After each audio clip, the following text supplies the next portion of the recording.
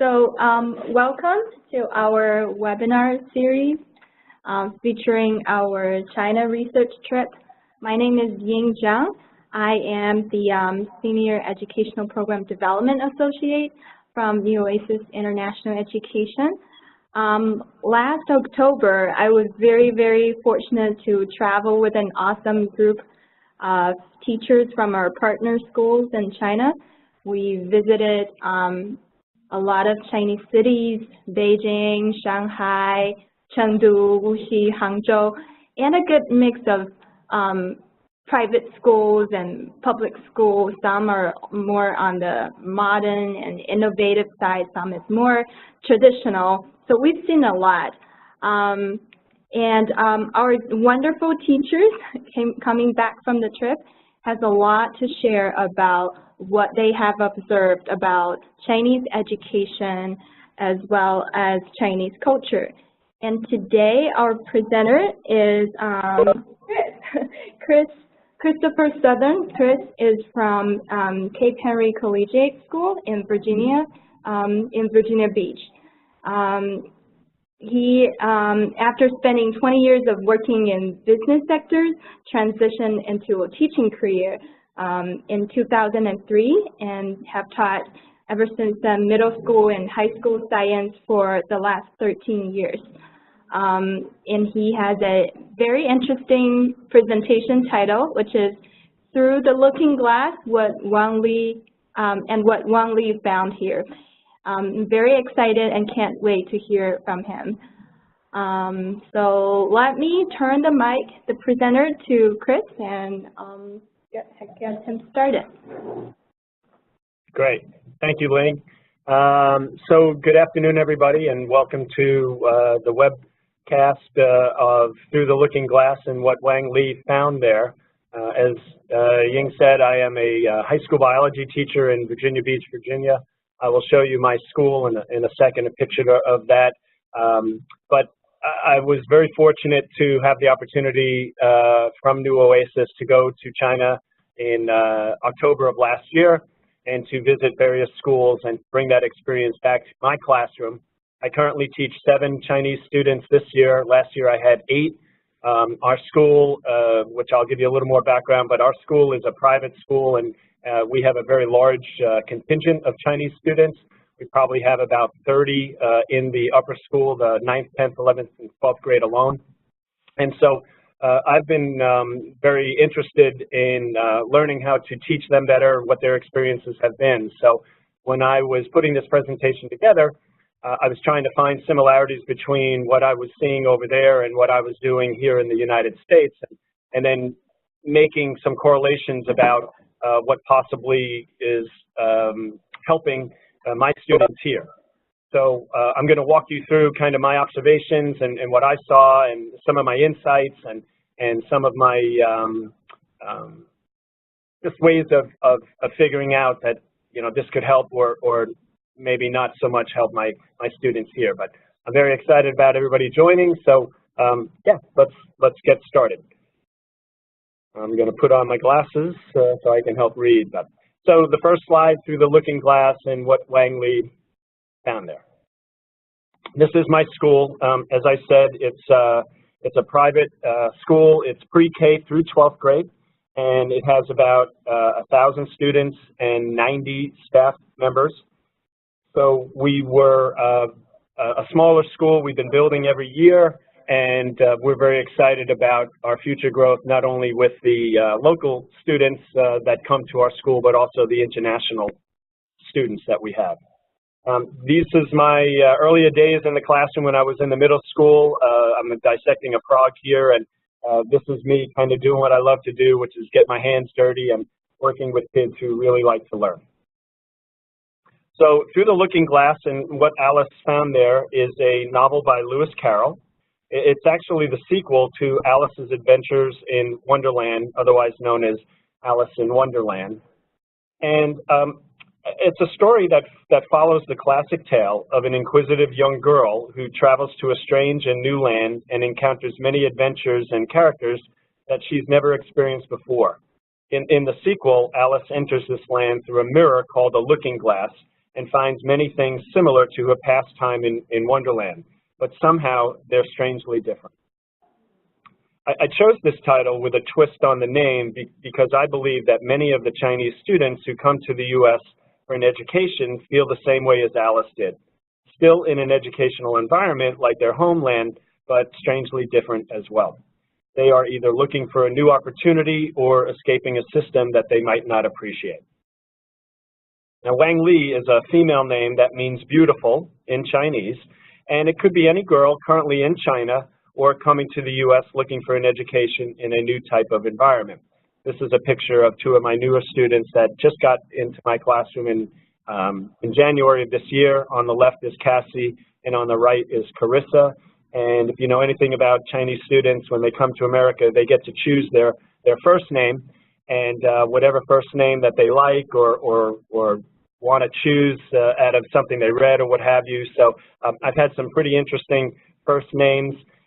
Like I said, this is Cassie and Carissa. I have an Echo. I have a Jasmine. And last year I had an Elaine. And so the names are very diverse. That's a good thing.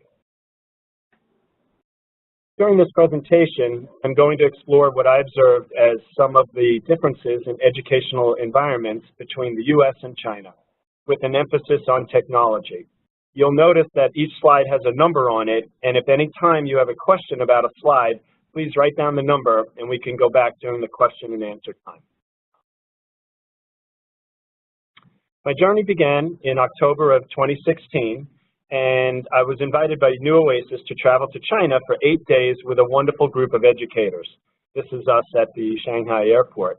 I was on a mission to discover and uncover the similarities and differences between the educational systems in our two countries. After landing in Shanghai and adjusting to the time change, we hit the ground running. We would visit 4 different schools and 5 different cities in the next 7 days. Robert, Courtney, myself, Shelley, Catherine, and Lauren were warmly welcomed by our Chinese hosts, their school staff, and especially the students. Some schools were private, and some schools were public. Each had its own personality and uniqueness, much like the schools in the United States.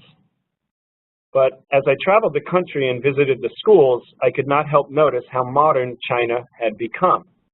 You see, as I mentioned before, I was here in 1997 when my wife and I adopted our daughter from an orphanage in Hangzhou. So I had a perspective and an explanation or expectation before I ever visited our first school.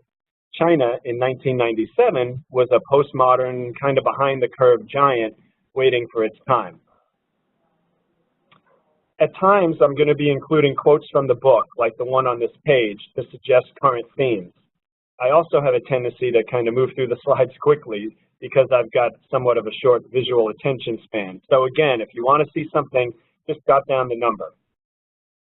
So here's a quote from the book. Now here, you see, it takes all the running you can do to keep in the same place.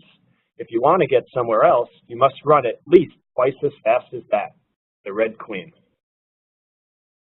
So what happens when a small sampling of an entire educational system is held up to a looking glass? Having taught in both a public and private school setting in the U.S., I was very curious to see firsthand what the Chinese student encounters on a regular basis and match that with my own experience. As you can see, on the outside, all is well, and the environments are inviting, engaging, and sometimes really, really beautiful. This is one example of gorgeous garden in the front of the school. We encountered a lot of this, and it was really, really beautiful. Most of the time, the schools were very, very nice. So we visited campuses that were lovely. They had gardens, they had statues, as I said, field houses, athletic tracks.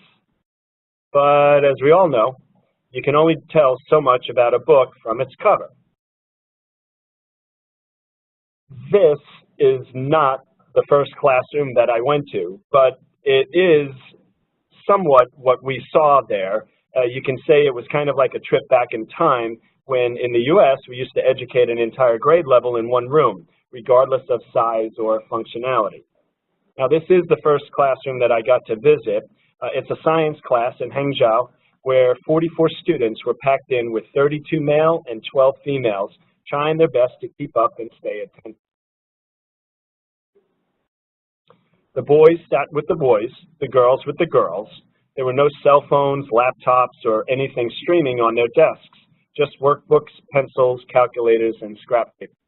So you can see how kind of tight they are, even for middle school. This is an 8th grade class. The teacher, however, was using a projection system. He was operating from a desktop computer. He was showing video and performing demonstrations while speaking to the students, and primarily just the students in the front row. Surprisingly, there were many English words and symbols throughout the classroom. I noticed in all our school visits an enormous effort by the schools to promote English wherever they could, and I'm sure this is likely for business value in future dealings with the rest of the world. How different is the U.S. foreign language system, where, in my experience in the U.S., we mostly start in middle or high school and require only 3 years to give a proficiency in foreign language. Back in the science class, the students were able to use some equipment on their desks, but due to the limited space, most hands-on demos were restricted to the teacher's area and, again, the students in the front row. It was my observation throughout the trip that most teachers were preoccupied with the students in the first few rows, and they called on them a vast majority of the time. When I asked our guide why that happened, she explained that the best students were placed in front so the teacher could get the response they wanted and keep the lesson moving. I'm going to show you a brief video now demonstrating that with the teacher that's in the video, and also calling on one of our own observers, Robert, who was with us on the trip. So I'm going to click this and hopefully it'll play. Well, let's see.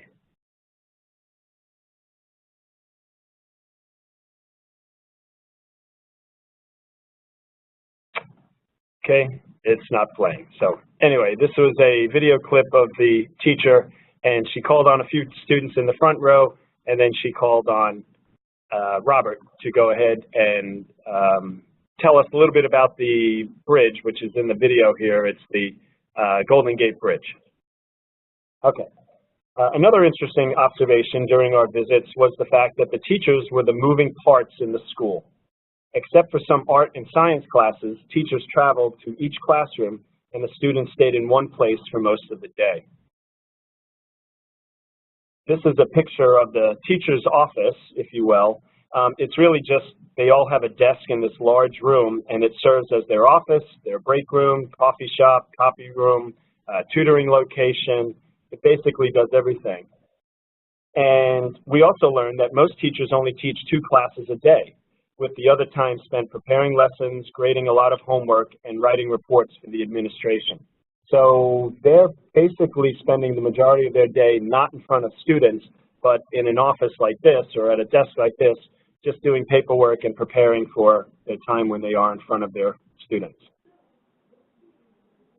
So, to paraphrase the Red Queen, on first blush, it does appear that China is running at full speed just to educate and keep moving its massive populations of students.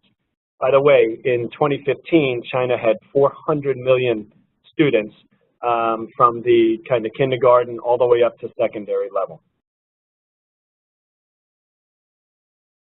Now, China also knows that some of the students are going to be left behind. Or they're not included in that mainstream educational system at all. And we have very little discussion about what happens to special needs students, students with mental health issues, and even students who just fail out of this type of an environment. I'm going to talk a little bit more about graduation rates later, but you'll see that it's they do a pretty good job from the early grades, but not so much as the kids get a little older. So, speaking of environments, here's a little quote from Humpty Dumpty in the book, and if you take 1 from 365, what remains? 364, of course. Humpty Dumpty looked doubtful. I'd rather see that done on paper, he said. Paper. We saw lots and lots of paper. If the movement in the U.S. is to get away from paper for environmental reasons, China has a long way to go. Technology has helped move students away from paper, especially in the U.S. and other developed countries, but not really so much from what I could see in China. Now, it is my experience that many technology companies have done a great job marketing and providing inexpensive computers and other devices to U.S. school systems that has allowed them to change the classroom environment. You can see some of the bigger names here up on the screen. I know in my past middle school, all of our computers were donated by Dell. We were a Title IX school, so we had a lot of low income and free and reduced lunch students, and so Dell came in and basically gave all the classrooms computers, desktop computers, and laptops. This is a survey that was taken in 2008 by Project America. It shows some of the inequities that U.S. schools were facing back then when it came to access of different types of technology. But that certainly has changed now in 2016. Of course, the options for devices and access points have also changed quite a bit in the last 8 years. I'd say that the U.S. made a really concerted effort to increase spending in education, and most of that money has gone into technology devices, online classes, and internet access, especially in low-income areas. You can see from this 2014 graph that China is not even represented yet. So this is just showing which countries invest in most in the education side, and of course, we talk about where that money goes, primarily on the technology side, at least here in the U.S. China is still a very rote and recalled system, and that calls for a lot of workbooks, textbooks, and paper. This type of learning has advantages when it comes to 50 students in a classroom, which is what the norm was when we were there, but it also limits the amount of new research and information available to study, not to mention creativity in writing and other subjects. To be fair, China's internet access and the government's control of the people's access to the World Wide Web has impacted the educational availability on a profound level. China passed a long-awaited cybersecurity law that will usher in a new era of regulation in the country's digital and technology sector. Previous versions of the bill, which just completed its third and final round of review, make it clear that the state intends to tighten its already firm grip on the industry. Yet, looking at this graph, you can see that access is still growing in the country as a whole. And as you can see, the internet users are about half now of China's population, 1.4 billion people. There's also something else going on in China, something else at work there. As we observe while traveling around the country, there's definitely a move from rural China into upscale urban lifestyle and to really make it a new commerce model. They're basically moving people from the rural areas where they're farming and so forth into the urban areas where they can keep people together, they can do more manufacturing, they can do education in a more tightly controlled environment. And so moving, more people and students into urban areas, I think is going to have a big positive effect on the increase of available technology to classrooms across the major cities of China. So will China's investment in mobile technology, internet access, and urban lifestyle filter down into the schools? Well, as I said, based on my experience seeing how quickly the country has changed from 1997 to 2016, I'd say it is absolutely going to happen. When we see something new, we tend to compare it to anything we have seen that slightly resembles it. Now, if you see something that you've never, ever seen before, and you don't really have a handle on it, it can be a little more challenging. But the next few slides, I'm going to talk a little bit about, what I saw and how I've equated that to what I think would be comparable here in the States. The unicorn in the book says, well, now that we have seen each other, if you'll believe in me, I'll believe in you. Is that a bargain? So in this slide, this was actually an English class. So they put it up on the screen first in Chinese, and then the students would have to say it out loud in English. In the time we spent visiting the schools, we saw many different types of classrooms and observed, obviously, some interesting types of lessons. In the physics class, demonstrations were done by the teacher and observed by the students. There was very, very little hands-on learning here, and that's pretty much not how we do science in the U.S. Matter of fact, there's a huge input now to move the students to kind of explore first and then teach later. I do that a lot in my classes here in biology. I'll give them something to kind of play with or to try to figure out on their own, and then we go back and almost reverse engineer the education portion of it. China, or at least from what I observed, did not do that at all. We spent time in 2 different English classes. One teacher used a projection and a pull-down screen, so somewhat kind of basic there. And then, as you can see in this slide, the other had a split smartboard with a laptop computer. So much more high technology, and you would think would lend to better learning or teaching. But both taught the same way. They're using basically a standard memorization method with limited student interaction or movement. And you can see even just in this slide kind of the body language of the students. They're kind of just sitting there, their head up, most of them. And they're trying, you can see the screen is pretty far away. They're trying to kind of absorb this in a somewhat static way. We also spent time in a music class for middle school students.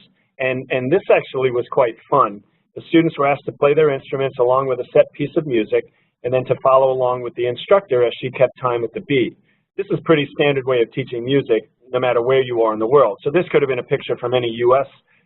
School where the band room, if you will, that has a projection and a piano and there's drums and all sorts of musical instruments around, which is kind of fun. But what happened was there was this kind of unexpected lesson. And so this music teacher, as she was kind of conducting the students playing their little instruments and so forth, this gentleman who was also an observer like we were sitting in the back, he stood up and they started dancing. And again, this was a video that seems is not going to work, but you can see from the slide in the picture there that he's actually ballroom dancing with this teacher, and the students were clapping and kind of playing along and keeping the beat of the music.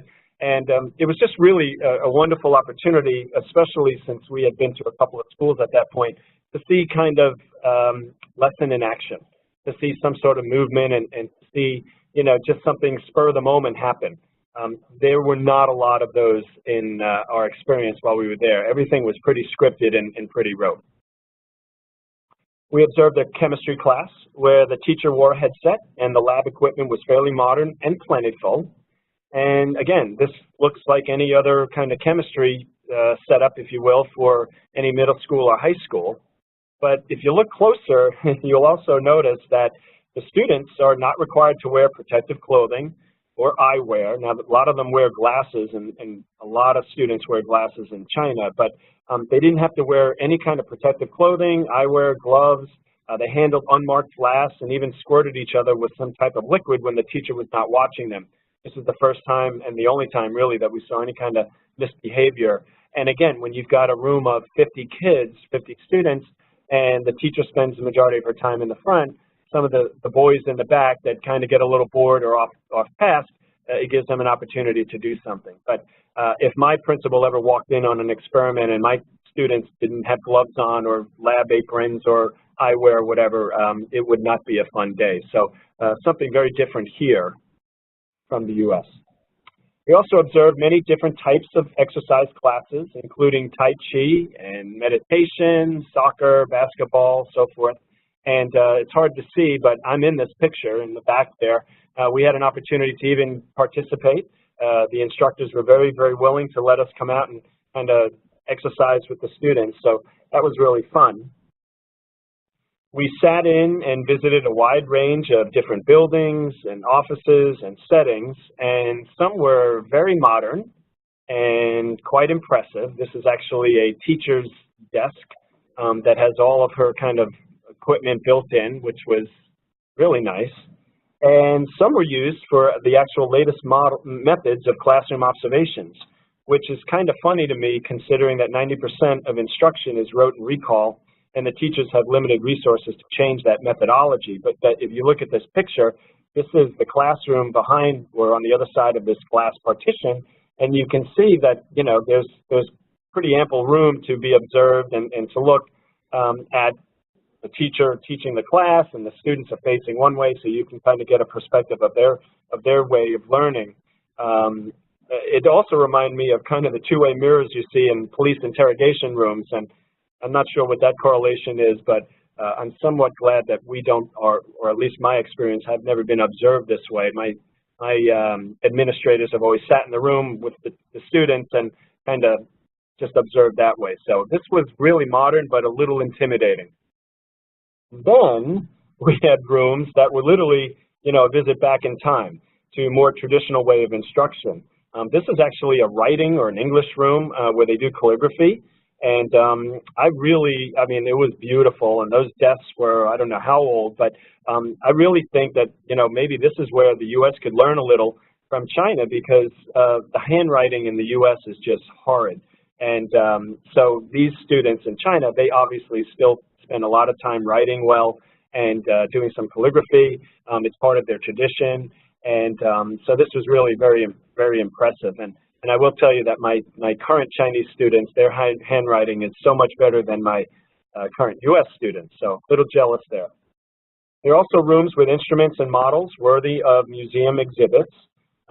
This picture is an actual classroom, and it's a little showy for me, maybe not so practical or hands-on, but it's still nice to see, you know, kind of an upscale classroom that students come in, and I think they're probably a little more respective of the equipment than maybe our students are here. There's rooms for serenity and thoughtful reflections, and again, this is going to be a classroom. I'll show you in the next slide, but you can see the sign is both in Chinese and in English. And this is a room that a teacher actually set up. This is a room where students and teachers can take a break from their daily work of preparing for the future and kind of slow down, get back to nature. There's an herb garden out on the terrace there, and it just allows them to do a little more creative work other than the somewhat, you know, rote and recall that they do so many hours of the day. This was, as explained to us, this was completely the concept of a teacher. She went and procured funds for this room. She got all the equipment, and it was very, very impressive.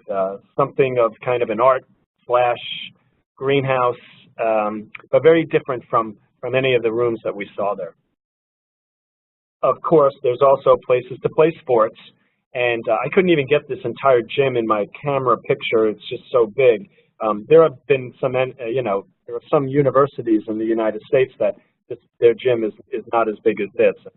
This was actually a public high school. I'm sure some of our high schools here would love to have that. And then, of course, there's the standard national game of China, ping pong. And we did have a chance to play with some of the students. And this is actually one of the smaller ping pong rooms that we had access to. And every school that we went to had ping pong. So standard national game, and they're very good at it still. And then we saw this. This is actually a teacher's workout room. It was nicer than the one in our hotel, I'll tell you that. And interestingly, they were also segregated by gender. This is the male teacher workout room, and the female teacher workout room was on the other side, and the equipment was specific to gender. So the males had kind of weights in the back and some treadmills, as you can see, and so forth, and the female room had more like Pilates and yoga equipment and so forth. Then we saw this, which are rooms and rooms dedicated to the various awards that the schools and the administrators have garnered over the years in their respective communities.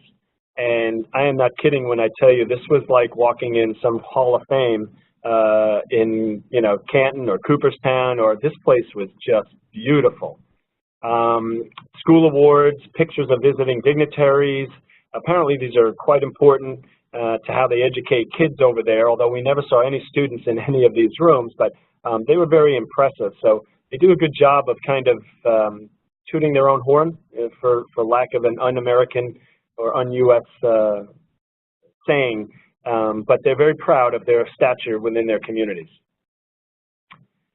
On a happier note, we had a lot of meals in many different locations during our visit. So there's Robert to the right, there's Ying, Lauren, and Catherine. And we also had a chance to experience the pleasures of eating in cafeterias. And when you eat in a cafeteria in China, it is really no different from the U.S. You get wonderful sounds and smells that only a school lunchroom can deliver. And the smells were different. The food over there was different. And hard to see, but there was always a protein, a starch, some vegetable, a soup, and no water, no liquids, which was surprising. Most of the students get their liquid from their meal and from their soup. They don't serve water or drinks over there, especially not soda or Gatorade or anything like that. So that was one very different and telling thing that I saw as far as their food sources were concerned. Now, the rooms that made us feel most like home were places like the library, and this is a typical library. We saw a bunch of these, very Western looking. And they also had places for science, technology, and STEM research. The room in this picture is actually really cool.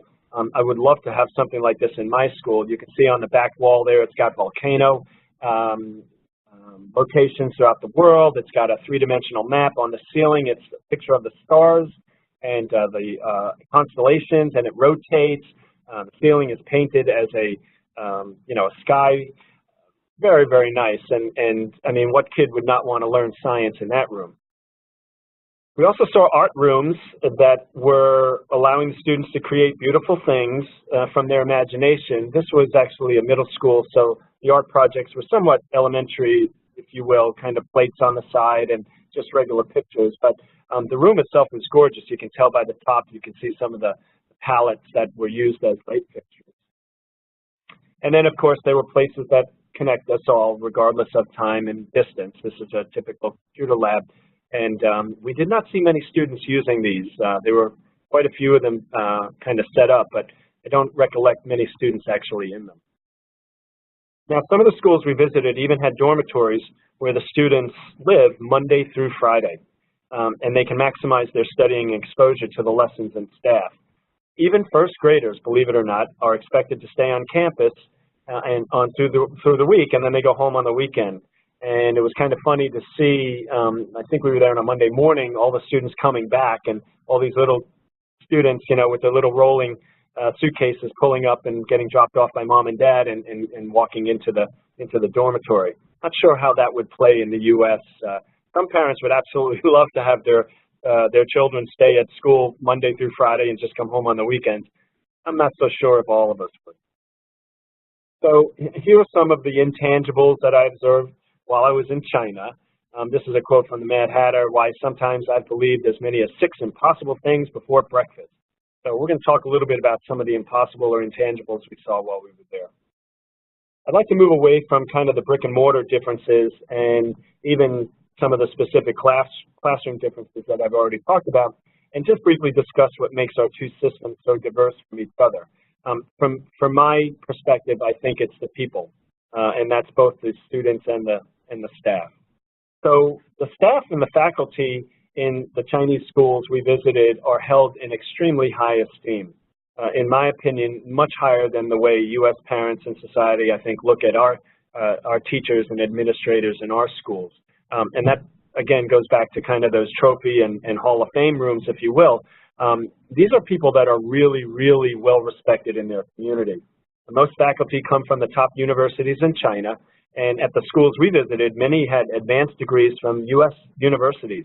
The principals and administration also teach some classes during the day in addition to their other duties, and as this appears to help with the school pride and school morale. So you can tell that they are very, they're excited to be back in China and helping the Chinese population, but they also value their U.S. education and especially their advanced degrees, and they move up quickly in the Chinese education system if they have that. This is the teacher who actually started that classroom, and they have the opportunity to foster their hobbies. They do so as elective offerings to the students. So students would have to elect to come into this room from other studies. It gives them another reason to invest in the student's future. And believe it or not, Chinese schools don't have sports teams like we do here that play other schools on a regular basis. So the teachers who invest time through their own interests and hobbies are also bringing that kind of sense of pride to their school. So not every school would have a classroom like this or an opportunity to, raise herbs in a garden and do some pottery and stuff like that. The students, though, in China, they obviously have many issues to deal with. Most are still coming out of the one-child-only structure of Chinese society that has just recently changed. that puts enormous pressure on them from parents and grandparents to achieve and get into the best high schools and universities. They're required to take a standardized exam to gain entrance to a top high school and another one to get into a university. For most Chinese students, doing well in this exam is their only hope of really finding a place in China's university system. It's the largest in the world, by the way. And it's really their only way to getting what's considered a decent job in China. The tests, there's two of them. One's called Baokao and the other's called Gaokao. And those are just these enormous standardized tests. Now, if the student has some sort of an exceptional athletic ability or their parents have the means to send them abroad, they can possibly bypass this stressful examination system. But on average, over 10 million students take the university exam alone, and it's given the same week every year. In comparison, in the U.S., we do have SATs and ACTs and other types of qualifying exams, but we place a lot more emphasis on GPAs, community service, outside interests, and other qualities like athletics that can give a better overall picture of the student's ability. That, I think, is probably a good thing, and certainly in America where we do stress a lot more of the creative side. In China, when an entire system, though, is set up to take an exam for an advancement, students get really, really well or good at memorization. The teachers get exceptionally good at teaching to a test. Students learn and expel facts very well. But they don't develop that skill set for creative thinking or expression like the majority of U.S. students do. This is a slide, actually, of the boardroom, if you will. We were going to come in, or we'll be coming in and kind of doing a question and answer, but you can see all the students, they kind of push to the front and they set up as if, you know, they're ready to learn and go through it. They have their little books out and their pads and they're very attentive, and this is just, you know, ingrained in them since they were first grade. Now in China, quoting the masters, plagiarism, this is all encouraged and it's actually expected on most types of assignments. It shows the ability to recall facts and figures, wisdom and knowledge from the greats in the field, the traditionalists, if you will. Of course, this practice isn't accepted in U.S. schools and causes many difficulties for Chinese students who study here in the U.S. I witnessed this firsthand in Wuxi when members of our team had the opportunity to teach a middle school computer class about the Silk Road. So some of us were given the assignment to teach students a brief lesson on the Silk Road. And we asked them to search the web for answers to some open-ended questions. I observed that they had a lot of problems answering the open-ended questions and searching past the first two websites that came up from an initial search. So basically, they tried to go back in their own heads and figure out what did they know about the Silk Road, could they regurgitate that and give that information out, and most of them couldn't, or they didn't feel like they had the knowledge enough to kind of raise their hand and do it. And even using the computer after the first one search or second web page, they stopped. They just didn't go any farther than that. Of course, in the U.S., we would have had kids playing video games by now or doing some sort of, you know, texting or other kinds of communication. But in China, that was definitely not the case. Now, they were really good at English, so I don't think that the communication barrier was really any kind of issue as far as them not understanding the lesson, but they just struggled when they couldn't previously give away or give out information from something that they should have known or learned. And that was definitely telling in that one brief moment where we had an opportunity to teach the kids. Another intangible is about the massive amount of students that are in the educational system compared to the trained and available amount of teachers. Individual attention and one-on-one help within the classroom is almost non-existent in what we observed over there. Outside tutors, especially for help with the entrance exams, are available, but they're very, very expensive. This leaves a lot of students on the outside looking in, and that does not bode well for an education system anywhere in the world. Again, we were at some pretty exclusive schools, and the kids they looked to me at least that they were, you know, very happy and well adjusted, but this is a very small microcosm of an entire system, and we could just tell that some of the kids were probably going to get left behind. So, are we to believe that China can do 6 impossible things before breakfast with the numbers of students, the type of classroom environments, and methods of teaching currently in practice? So that depends on your definition of impossible. And I'm standing here on the Great Wall, which if you've never seen, is impossible to describe unless you've been up there. And so if that's any indicator, then I'm going to go towards yes. Here's some stats that are probably going to be interesting to look at and help me when I was putting this presentation together. China has an adult literacy rate of 96.4% for 1.376 billion people. If you think that's impossible, they've done it, so yeah, they can do that. The U.S. rate is 87%, and in India, who has 1.26 billion people, they're at 72%. The fact that in China, in 2010, only 27% of secondary school graduates were enrolled in higher education, so less than 1 in 3 were going to the next level. That's not so good. So that's something I think they need to work on. In the U.S., our graduation rate and going into college is 66%. If the fact that for both the U.S. and China, there's an 82% high school graduation rate, and that's data from 2014, then yes, that's something that I never would have thought was possible for a country that size. So they obviously can do that. And then it's impossible to understand the scale of money there, but the annual investment in education in China went from $50 billion in 2003 to more than $250 billion in 2011. And to me, that's an indication of an attitude to greatly improve the country's education system. So I think that's a huge win for them there. It might not be all 6 impossibilities before breakfast, but it's a pretty good start. By the way, in the United States, in 2015, we spent $67 billion, and we have about 55 million students compared to what China has. So quite a bit more. Finally, I guess my feelings about Wang Li's prospects in a Chinese educational wonderland are truly mixed after spending time looking through her lenses and studying the facts and observations that I made while I was there. I can honestly say that I would not be surprised if the current educational system catches up to Western standards and Wang Li's children and grandchildren are the ones not just making the looking glasses, but also inventing newer versions of the ones we have today. Children who want to study abroad will always have those options to do so, but those that stay might be at the beginning of another major renovation, or I should say major revolution, in China. So that's it. I'll take questions and answers. I want to thank you guys for joining me today. I really want to thank New Oasis again for the wonderful opportunity, the trip, just a great time being able to see China's education system. And I want to thank Taylor Odom for her help in putting the presentation or helping the presentation, and of course Ying for being such a wonderful guide and someone who we could trust when we were in the country and took us to all the great places. And if I ever go back, I'd love to have her as my travel aide. Thank you, Chris. It was such a pleasure to travel with you. And thank you also for the very interesting and insightful presentation. We'll have 15 minutes for question and answer, Q&A.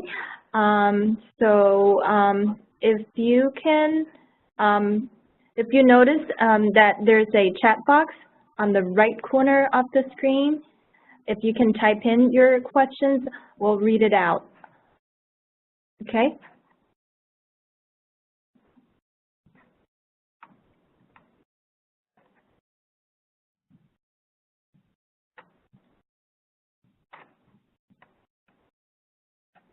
Okay, so we'll give everybody a little bit of time of typing in your questions. Okay. You're welcome, Sarah. I hope you learned something and got a little bit of information from that. And Ying, you also can probably send out my email address, so if people think of something later on, they can contact me. Absolutely. Yep.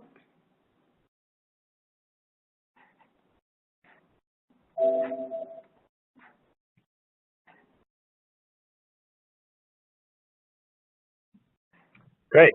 And there are many more. As you know, I traveled with 8 other people, and there'll be other presentations that are going to be done on a webinar through New Oasis. And so everybody kind of had their own perspectives, and so I picked the classroom settings with technology as my bent. So some of the other ones are going to do more from like the cultural or social side, and so throughout the next, I guess, month and a half, you'll see some other presentations that'll probably have some different information as well. But I'm glad you got a chance to see some of the observations that I had and learn some of the things I learned.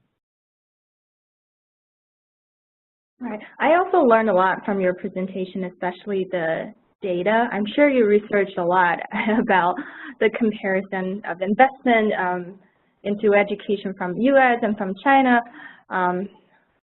All new information, very informative to me. It's sort of also interesting to revisit those differences, like through your perspective. Otherwise, I wouldn't be able to notice that, even though I grew up in that system. So I got a question from Colette. It says, what happens to students who don't do well on the standardized test? Right. So as I said in my presentation, only 27% wind up going from high school to university. So basically, 7 out of 10 students don't advance their degree, and they wind up becoming workers in the country that are either trade, they apprentice with a trade, or they get a job doing some other job in the country that does not require a advanced degree or a secondary degree. Those that don't get or do very well on the best exams going into high schools have other types of schools that they can go to, but the exclusive top high schools, if you will, the kids coming from middle school to high school, it's almost like our best universities in our system here in the United States. They can pick and choose students based on their test scores and really kind of hone in on even parts of tests that they do well on, math versus English versus social studies, science, and what have you. So they can almost customize who they select. And, the other students, I guess, go to lesser known types of schools. China has an interesting, I did a little more research, China has an interesting system. They have a 6-3 system or a 5-4 system, which means that it's 6 years of elementary school followed by 3 years of junior high, and then they take that test. Or they'd have 5 years of elementary school and then 4 years of kind of a junior high, and then they go on and take that test. So even the kids coming out of different types of secondary or elementary schools have different options available to them before they take that test. Right. I can also speak a little bit towards that.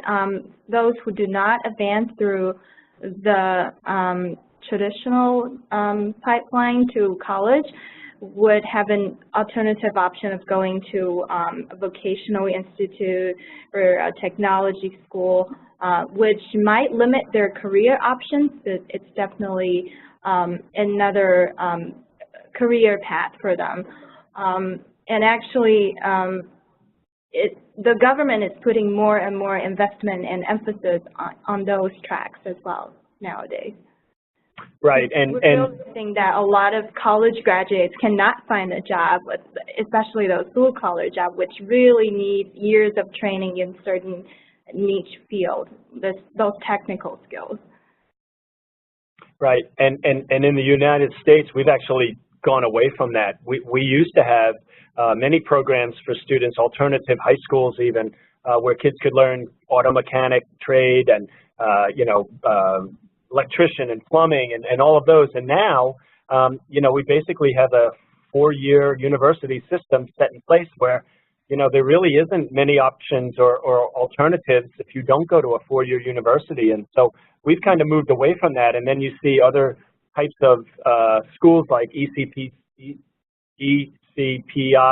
and these other kind of online classes where you can kind of do that. And I think that there's going to be a rise in this country of especially if some of the manufacturing jobs come back, of people getting more intensive education in some of the trades and vocational opportunities. Right. Any other questions? Feel free to type in your chat box and send it to Chris or send it to us, to everyone.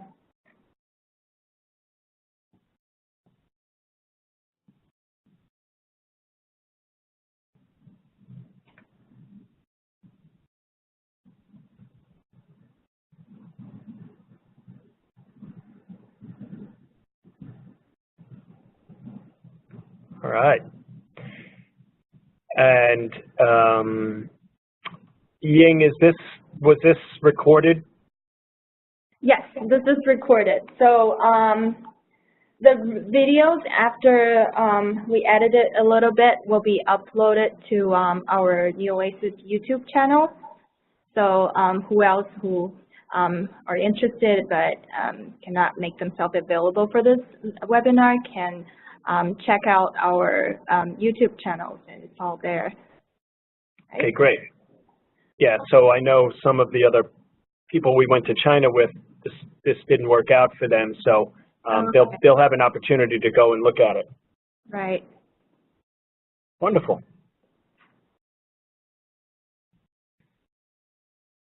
Okay. Then I guess this is it. Well, thank you so much for your presentation. And I would like to also welcome everybody to join our next webinar. The title is How and Why the Exodus. It's going to be presented by Lauren Foucher from Providence State School, and the webinar will begin on February the 2nd at 3:45. All right, so thank you everyone for attending this webinar. Thank you, Chris. I hope you have a good rest of the day.